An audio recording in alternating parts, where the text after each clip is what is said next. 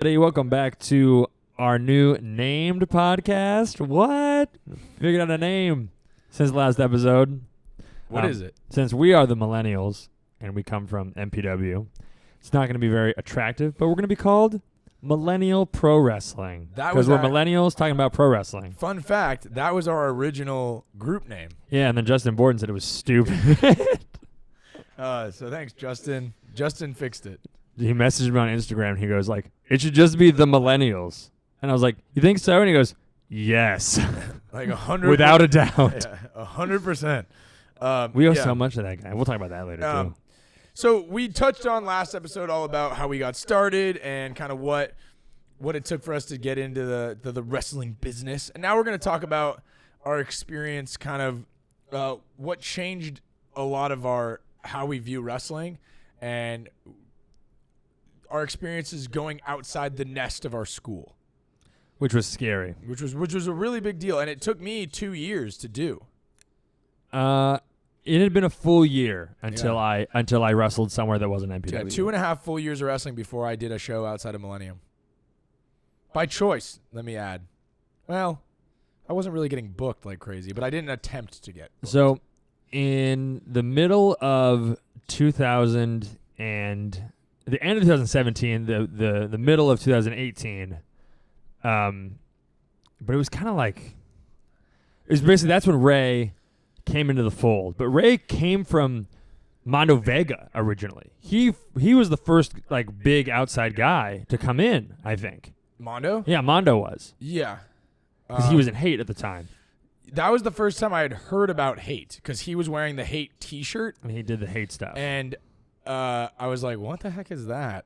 And then the booker at the time, Triple X, a good friend of mine, he was booking. He sent me a flyer, and he said that Ray was booked the following week. We have this guy coming in. His name is Ray Rosas. What did he do his first match? He wrestled Hobo.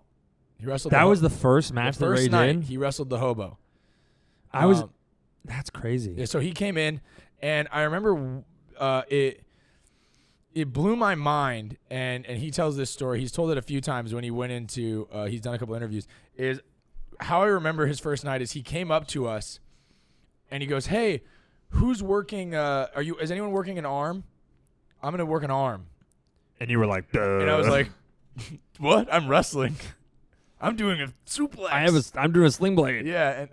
And, dang it. But yeah, and he was like, hey, I'm going to work an arm, or I have a ref bump in my match. Does anybody have one of those? And no one had ever even. And everyone was like, why are you asking us?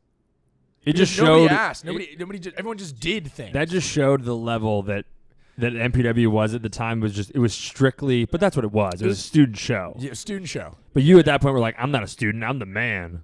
And then Ray made me. And then Ray came and had a killer match with Hobo, and you're like, oh, great. Oh, shit. This is definitely. I was like, oh, that's what a wrestler is. Because I saw him. I remember watching him and going, I want to be that good. I want to be able to do that. Short-haired Ray. And I couldn't have the match that he had. He came in and crushed it. Him and Hobo had both, and credit to Hobo too. It was a great match. And but Hobo had been in MPW like a bunch before that. He had a training night. He had wrestled quite a few shows, but he came in with Ray. Ray came in and just tore the place down. Yeah, they had a great match. Their first match. And then he came back in a couple more times. And then the next thing you know, he was the national champion. And then he was and then he was training somewhere else, and that place ended up closing down. And they offered him a training spot at our school. And then the next thing you know, I was the champion at the time. They go, okay, Danny, you're having a hardcore match with Ray at the Chamber of Hate show. At the big show. And I had wrestled him once before that big match that we had. I wrestled him once before because he kind of wanted to wrestle. He came in and was like, I want to wrestle all the students. And I think that's something why I respected Ray so much going in. I don't so much respect him anymore. That's not true. But I really respected him when he first came in. I think a lot of guys come in, and when they're there to make a payday, or as much as you can make in wrestling, they don't come in and to work hard. They're like, I'd rather wrestle somebody I know really well, and I can kind of just do my match and call it a day. I think I'm like that. I like rather wrestling people that I know. But Ray came in, he goes, I want to wrestle all the students. And the first match started with me, and we wrestled, and I remember learning so much from that match. That's, I think, the ultimate sign of someone who's like really, really good, or like someone who's actually like a vet, like a veteran, not just like the term like been around a long time, but like is a veteran at their craft. Is that every time I've wrestled Ray in tag, trios, singles, I come out better, and I feel myself being better after I come out of it. Yeah. And every single time I've ever wrestled Ray, I've been like, I'm better now. I'm a better wrestler because I had that match and I learned something new while wrestling him. Yeah, and he has no ideas, I think. He's just that like good. I don't think he knows how good he is, but people do. People tell people him. do, but he doesn't really know. I think that he's very a very underrated wrestler. Oh, he's the best talent in Southern California. Yeah, for sure. So anyway, so Ray came in and kind of changed the game, became a teacher, started teaching us, helped with creative, and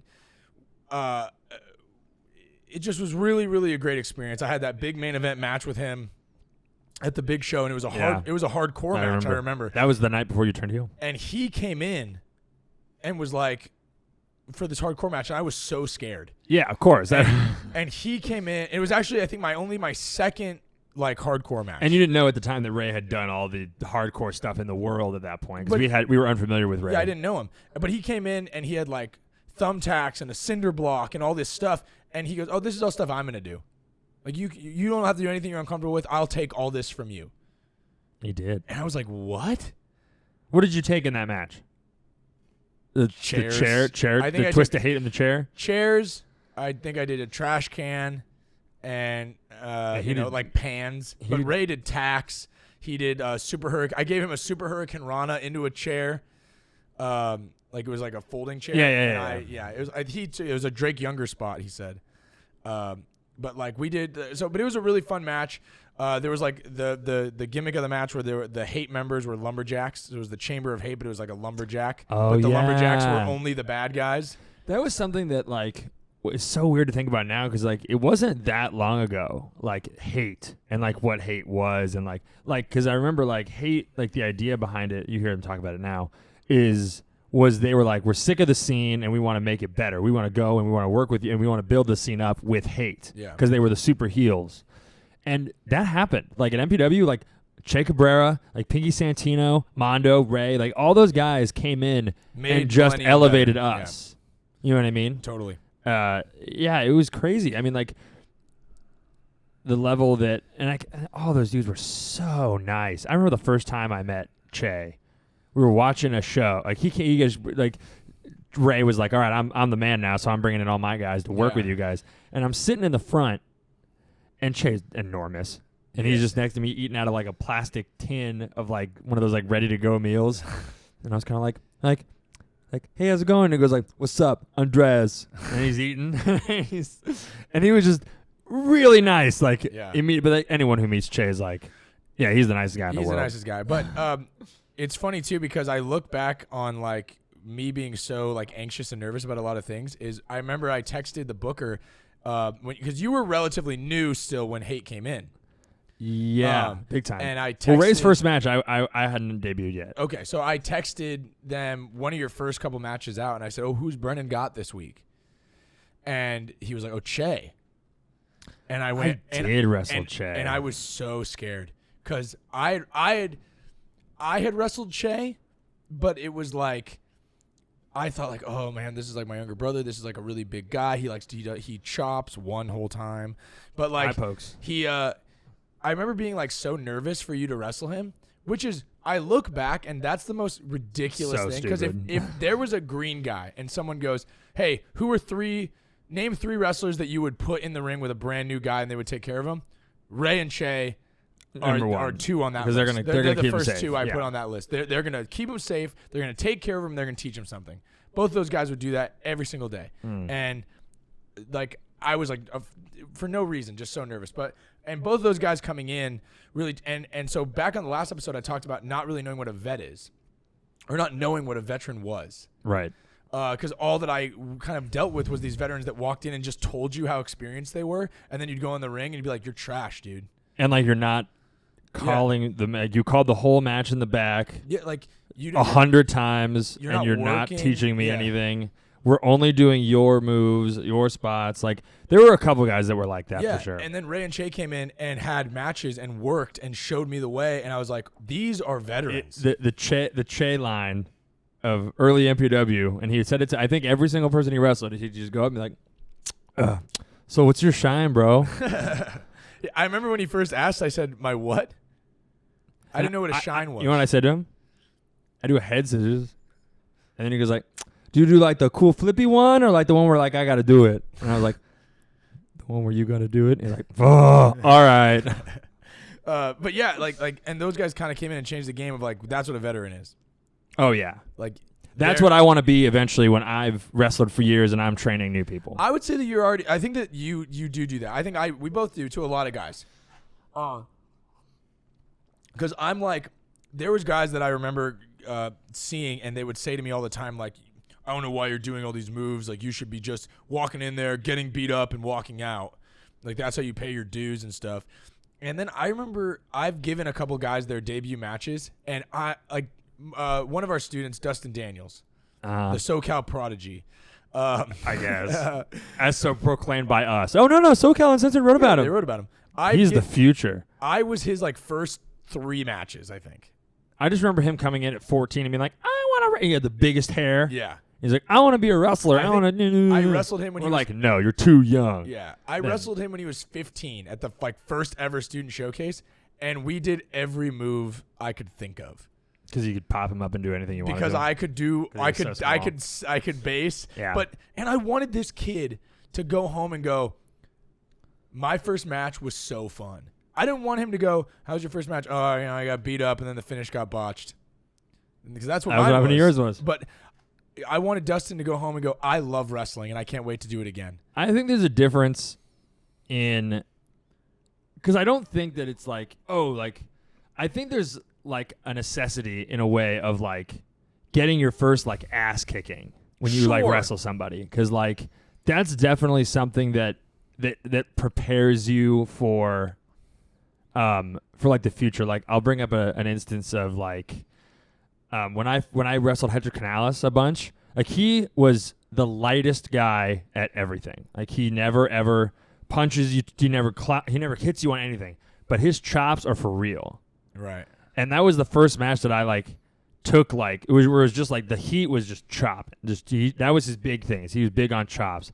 And like after it was over, like I couldn't talk, and like it was like that was like the worst I had ever been like beat up, chopped to like hell. But then, like, after that, like, chops were, like, not even a big deal anymore after that. Well, you want to know something really funny is I kept saying to people, and Daniel Moon pointed this out to me, and I kept saying to people all the time, I'd go, yeah, I've never really experienced it, because I'm more physical in the ring. Like you hit hard. But that's the thing is I kept saying, like, I've never really been, like, beat up. Like, I mean, like, that's not true. I know exactly when I've been beat up. But by me. But beat the crap out of him. But I would say all the time, like, I don't think there's anybody that's, like, no one's ever, like, really, like, I've never complained about somebody all that much. And Moon goes, that's because you're the guy that everybody's complaining about because you're beating everybody up. You do. Our first match, you did form me with the, like, point of your elbow right on my jaw. Yeah. And it hurt for, like, days afterwards. Yeah. But I do remember he got beat up. Brad Maddox. You just beat the shit out of you? Beat the shit out of me. To the point where, like, because he was so frustrated. Like Luchasaurus and, like, Coach Steve were in the match, and they're, like, looking at me like, chill out, man. Like, dude, we got to save this kid. That's wild. He was just destroying me. Put me over. That's why then. You deserved it. Destroyed me. That's hilarious. Destroyed me. And you never wrestled again after that. He felt so bad. I guess. But, like, and yeah, I look back and, like, there's these. Anyway, but so Ray really changed the game for us, and then he inspired us. Let's get out of it. Let's spread our wings. So I think the first non-MPW show, Ray made us get out there, go out there and wrestle. So what was the first show we did leaving? Was it Maverick? I think it was Maverick, but that was not even like Moon had it in with Maverick because he was friends with Chris Cadillac, who was pretty popular at Maverick. Right. And this is before Maverick had really started doing like their all-star shows. Sure. Like they had some bigger names, but they mostly used like high-profile indie guys. That's the first night I ever met Will Hobbs, was at that Maverick show. Me too. I gave him a roll of tape. And look at him now. Still has that tape, probably. I'm the reason he got signed. But the Maverick show was the first time we went and met other wrestlers. Yeah. You know what I mean? First time I met Chris Bay. Yeah. It was the night I met Mariachi Loco and Sean Black. That's where we met Caddy for the first time. Caddy. But so Moon was like, you guys got to come do Maverick. Like, they love me at Maverick. I love doing Maverick. The crowd's really into it. And a lot of our MPW guys went to that show. And we wrestled the fans. Yes, I'm sorry. That was unclear. The fans of the show. So when we came out, they were all about us. Yeah. And we wrestled the Felines, Osiris Mittens, and Senior Buttons to a less than desire. It was like 5. We went fast. And it was like a bullshit ending. Well, we had 10 minutes. We went like 6. Went 6. Yeah. And like I look at that now, and I remember at the time I was like, "Oh no, it's fine, leave them wanting more." I look at it now and I go, "What a wasted opportunity! We wasted 4 minutes that we could have gotten ourselves over more. Oh yeah, and shown more of what we and could do. We gave it to Chris Bay to kill it with Mariachi Logo. But anyway, so I think that was our first show, but it was a good experience overall, getting out there, kind of seeing what the scene was like. But really, what I think solidified us of like getting out there is Ray got us booked on Ground Zero. B-Boy's show. And Ground Zero has kind of been like our second home away from home. I love Ground Zero. It's like I will always pick Ground Zero. Like Millennial. I have picked Ground Zero over shows before, like more than once. Yeah, Ground Zero is awesome. B-Boy runs it. It's just a sick place to work. And the situation that we were put in was like insane. Because like at that point, like I had like dived into the indie wrestling world, so like I had knew who B-Boy was. Like I had heard of B-Boy before, even like I was super into indie wrestling. And so when Ray's like, "Oh yeah, like we're gonna go wrestle like B-Boy at his promotion with his students," I was like, "Oh no, like we're like I wonder what's gonna happen, how it's gonna work, anything like that." And Moon was on the show with us, which was nice because he wrestled Jake Atlas. Yeah. But that was when we met everyone. Everybody that's anybody in Bateman, SoCal. We met Peter Avalon. We met like Douglas James and Eli Everfly. Andy Brown. Everyone who was like a big name wrestled at Ground Zero. Yeah. And we went out and had like a 6-man that we had no right to do well in, but we did, I guess. I had a great time. I did a Whisper in the Wind onto the floor. And I never did it. Like, I've never done that ever. I just remember, like, getting there. I was like, I'm going to do it. And you're like, why? I was like, there's like 5 of you. It'll be no problem. Yeah. That's where we met Hops and Casey for the first time. And something I'm going to put over. What were they called? AK Rambe. AK Rambe. And then we had a never-ending saga with those dudes.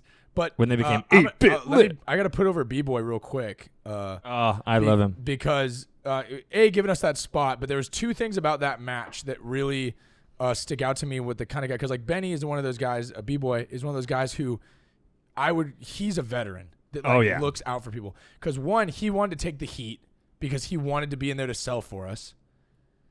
And then when you were going to do your dive to the outside, I said like B-Boy was going to like take something, and he goes, "Oh, I'll take something, but I want to get over there because I want to make sure I'm there to help catch the dive."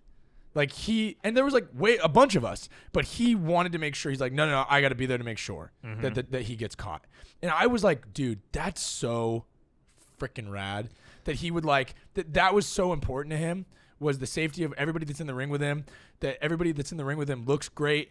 He just like, I can't say enough good things about him. You know what I remember he's given us tons of great opportunities. Remember what I remember most from that match was the start of the comeback was Casey Douglas was going to do a swanton off of the corner to the outside to where we were. And we were standing there. I remember we were selling because B-Boy had just done back body drop on the floor, power bomb to the apron, and given me a big flipper. Yeah. I just slapped for that. Mark. But so, and so we're getting up and we're selling, and we see him climbing up, and like Ray looks at us and he goes like, "Line up!" And we're like, "What?" And he's like, "Line up!" And we got in a straight line, and he did the dive, and we like caught him so perfectly and effortlessly, and we're like, so on the fly, like this really important thing that like and now whenever I catch dives and there's a lot of us, I go like, "Line up," because that's how someone's gonna land. And I didn't the one time I didn't do that, broke my ankle. So yeah, just like, and so Ground Zero has given us the opportunity and the platform to have a lot of really, really outstanding matches. We got to wrestle PP Ray for the first time there, and still probably my favorite tag match I've ever been a part of. We wrestled True Grit. We got to wrestle Matt Vandergriff and Damian Drake. That was the best. Super fun. We did the Millennials versus True Grit and Hunter Freeman, Yeah, which was yeah. so fun to call and so fun to do. We did the 6-man, 8-bit lit, and We PB did Ray. PB Ray's last match on the Independence. Let's talk about that just for a little bit because that was, and like I know for Pete and Ray, it was probably kind of like we have to work a 3-way tag with both of the new guys just to like, because Benny's not stupid. Like he's doing it to make us look good because he knows Pete and Ray are the best. Of course. But that match like was because we'd already like been at Ground Zero a bunch of times at that point, and I remember calling that match was so much more of a throwing ideas back and forth. Like that was the first time that we're calling the match with the guys. Yeah. 100%. It wasn't like, called for us, it was called with us. Yeah. And like in regards to like Pete and Ray, because I mean if anyone's wrestled Pete or been around Pete, like he's joking around 89% of what he's doing. And they had a big match that night with Orange Cassidy. Yeah.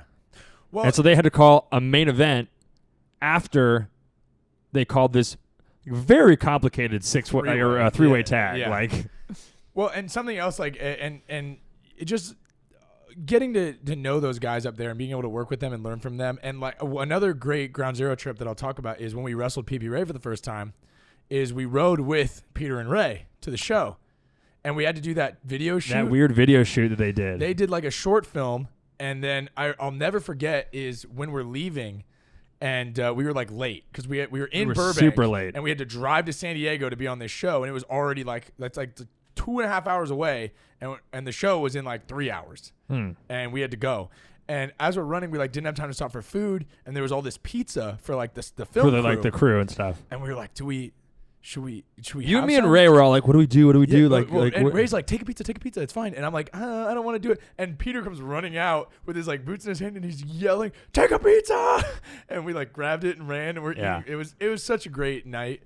That was the best road trip. That was so fun. Yeah, and that was when we went to Denny's afterwards and had pancakes. It was just you know what else that day was, which is one of my favorite stories to tell, like non-wrestling people, is so the building which they did this photo shoot is where WPW happens, Pro Wrestling, Brian Kendrick's show. Okay, yeah, right. Yeah, and he was there at the show, like because it was his ring we were using, or it was the ring that he uses for that, for the film shoot. And so we're putting it all together, and he's there helping us put it together and stuff. And like as we're leaving, he like has this case of like Miller Lite and he's just drinking it and he like left it on the side and he goes like, all right guys, like I'm out of here until tonight for the show. Help yourself to these Millers, man. They're sitting over there. You can have them if you want. And like he's like going around everybody and like we're starting to leave and he goes like, oh guys. I was like, oh, I didn't catch it. Brian. I was like, I fucking know who you are, man. What are you doing? We know that you're. And I just like and I've only met Brian Kendrick like 2 more times after that, but like every single time he's like the coolest, the nicest human being in the whole world. Yeah, just the coolest guy. Almost like it seems like he's unaware of who he is and how how someone of our age who like grew up watching wrestling when we did, like what he is to us. Well, I think that, and he's done a couple documentaries where he kind of had that realization where like he kind of came down, like the fall from grace in a little bit, and then like, but even now his humility and just like taking care of like the younger generation of wrestlers, because he's had a hand in training a lot of guys. He runs a school. He used to run a school out of Santino's. They recently closed due to the pandemic. I'm sure they're going to reopen soon. It's a really strong school. So. And Brian Kendrick was part of that. So he had a hand in like training Ronda Rousey and stuff. So Brian's the man. And so all of these guys that got us to go. Then another great place we got to wrestle was we did EWF. We did do EWF. And we got to wrestle the Wolf Zaddies, Che and Tito. And at that point, we had wrestled Che each like 4 times. A bunch of times. But I'd never wrestled Tito before. And dude, that dude's as strong as an ox. But like, one thing that was cool about the EWF match is it was our debut on the show. It was. And we had 17 minutes or 18 minutes. We were the semi-main event. And they trusted us to have that match. And I thought we brought it. That was a sick tag match. I remember that was the first match I had after my ankle injury where I like felt like, all right, I'm not scared to like do stuff, and I'm not like afraid to hurt myself on like jumping over something or hitting a move or anything like that. But wrestling the Wolves Zaddies for the first time was definitely, because they're like on their hottest run ever right now. Yeah, and they were as much as they can. The funniest part about that match too is like when we were calling it is Che would call it a spot. and Tito was off doing something else, and then Tito would come back, and then Tito would call a spot, and it was like the same. It was like roughly the same, And except they for were like more and complicated. they were like, dang it. And it was He's like, no, that's what I'm doing. yeah, it was so funny. Yeah, we did EW. It's, and this is a story that you don't know. Well, I guess I probably told you about it, but I'll bring it up now because we're just talking about wrestling other places. So our in at EWF was Super Beetle, really, because him and Moon were buddies, and they had a program, and that's where we introduced us as we put him through a door. Yeah. So after we had the Wolves Daddies match, like the booker of EWF was like, like I like you, I like your guys' thing. We'll bring you back. We'll figure things out for you. And then he's like, all right, I want you to do this big blow off match with Super Beetle right before him and Moon have their big street fight. Yeah. And I'm like, cool. Like, go have a singles match, like in an outside promotion. I haven't done that yet because everything is always tagged because that's our thing. But so we're putting the match together, and like things aren't really clicking, and it's kind of weird. And we go out and we have the match, and it's not great. It's pretty bad. And like the ending sucked. And like, I remember going in the back and the booker just being like, what the hell? Like, that was not what I wanted. Like, he started like ripping into us. And I remember I was just kind of like, okay, yeah. Like, what else? What else do you have? Like, what else is wrong? Because I love being told like what's wrong or what I need to do this and that, because then like, now I'm going to be better. And because like, I don't look at it as like I'm getting yelled at, because like, we're all grown-ups. And you're not my dad, so like he's the person that paying you to do a performance is telling you that you didn't do the job they wanted. I'm like, all right, what do you want then? Like, that'd be the same. I look at it the same as like, and that's the thing that we miss is, and this is not to interrupt you, but when people don't look at wrestling like a business in some aspect, if you were hired to paint a door, and they told you to paint the door blue, and you painted it green because you thought that it would look better, and they got mad. Someone comes in and goes, "What? I wanted a blue door," and you're like, yeah, but like green is what I paint things in green. People be like, get the hell out of here. Yeah. Then I'm not hiring a new painter. But like with the story, that the reason I like the story is because like he came, the conversation with him started with him yelling at us. Yeah. And then it devolved into him giving me advice about like my gimmick at the time, and then also being like, like you got some weight behind you, like out of the millennials, like you're like Arn Anderson. And I was like, what? What a compliment. I mean, I'm not at all. You do a spine buster. I do a spine buster, but like he said that, and I was like, this has gone a total like 360. And then I went in the back, and Andy Brown just like shit all over me. He's like, you suck. I hate you. Why do you suck so bad?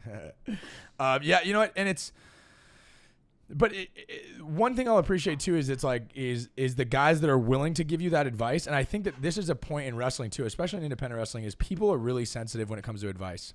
Nobody wants to get told that you can improve on this or that. And that's something that I've always tried to pride myself on, and that anybody that's training for wrestling, that's what I think you should do. Is a lot of these, if somebody's giving you advice, it means that they care about you being better. Because trust me, there's plenty of people that watch matches and like they may have pointers and they're not telling you because they don't care. They don't care if you get better or not. Oh yeah. But there's so many guys that have pulled me aside and given me the opportunity to be like, hey, let me give you some pointers of how you can be better. Guys like Ray, guys like Andy Brown, for instance. He does it he rips us up, but like he genuinely wants us to be better. And he's given us great advice. Yeah, see, the guys who have given me like some of the best advice that I've used is, I remember when you wrestled Tyler Bateman at MPW one time, after I had a match with Che, and he pulled me aside and he was like, you should do your striking like this, or do your movement like that, or set this up like this way and that way. And then ever since then, I have done it that way, and it's been a million times better. Yeah. The same thing happened at Hollywood one time. Was Rust Taylor came up to us and was like, hey, that was cool, but like this is how you should do it for TV, and this is how it kind of like rolls around. And he probably doesn't even remember that he did that, but like that sticks in my mind forever now. And whenever I'm calling a TV match, I have that in the back of my head of like what he told me. Right. So like I think because we had brought this back, like this goes way back to what we were talking about earlier of like people are kind of afraid of breaking into wrestling because all the stories like I just got beat up and yada yada yada, and like I got my ass kicked, but I came back for more and more. And I think there's like some justice to that, because you got to be tough. If you're not tough, then you get out for sure. But like the guys who endured getting their asses kicked, they don't want to see the same thing that happened to them happen to new people. No. Like, and if they do, trust me, they're not around and they're not worth listening to. That's true. Because every person who's ever given me advice has strictly been like hey, like we're professionals. Like I take this seriously and I think that you do too. Here's some advice. Yeah. And I'm like, please, like more. Yeah. Because uncoachable people, I have tried to coach uncoachable people in wrestling at like the new people at Millennium, and like Sucks. it is the most infuriating thing Yeah. possible. So I'm like, and I just see that and I go, if that's me, I should just quit now. And somebody that and like, if you are struggling with like it's not clicking right away, and people keep giving you advice and you keep hearing the same advice and you just can't seem to be getting it, like, don't give up on it. No. I'm gonna put over another person real quick, and it's one of our buddies and a student at Millennium is Chuck Mercer. Because Bro, what a success story he is. that huh? dude sucked. He was so bad. Like, there was literally times where he'd come to practice and I would go, this is it. He's as good as he's ever going to be right now, and it's not great. And then he just did not give up. He kept pushing. He kept asking questions. He would ask for advice. He would drive to San Diego to do level up shows. He would do everything possible to get better. And then to the point where, like, right now, if you were to say, who could you call a match in the ring with without talking at all? Chuck is one of those guys. Like, Me too. I have full confidence in Chuck. He really grew into a really solid performer. And, like, it was simply because he's not naturally athletic. He didn't really grow up watching wrestling. Not at all. He doesn't know who Goldberg is. yeah, like, Chuck's one of those guys where we would tell him, like, oh, like, do the Bret Hart. And he'd be like, who? And we're like, The guy with the glasses. He's like, he knows now, thankfully. But he knows now. But like when he first started, but he had no man, idea. What a success, man. Chuck just really, like, dove in and took advice. He was coachable, took advice, and applied it. And I think that's been, if anyone's going to talk about, like, oh, well, the mild amount of success that we've had in the 5 years that I've been wrestling, 3 years you've been wrestling, like, has been that we took the advice of people that gave it to us and applied it. Period. When somebody gave me advice, I applied the advice. And I don't take offense if somebody's telling me, hey, try it this way. It doesn't mean that everything you have to do, everything you hear is going to be gold. Some people are going to give you advice and you just disagree with it, but just listen and see. There might be a nugget of gold in there, even if you have to siphon through some stuff you've already heard or some stuff you disagree with, because everybody's going to give you different advice. And the level that you can get advice from someone who's been doing it for 30 years, and I've gotten really sound advice from people that have been doing it 1 or 2 years, because people are seeing things differently. And so I think that's a huge thing that people just, like, there's everyone's so stuck in, like, oh, I already know what I need to know, so it's fine, or they only want advice. Like, if you're open-minded in wrestling and you open you up to the idea of getting input from a lot of people, it's just going to elevate your game. Because trust me, the people that are giving you advice are the ones that care. If they don't give you advice, they just don't care about you. Yeah. They don't care if you get better or not. They just would rather do their own thing and be left alone. Well, I think that a big thing, and this will probably be our closing bit about it anyways, is, you know, people say, like, and it's true, like, you know, pro wrestling, like, it's about making money, going to shows, getting your name out, and all those kinds of things.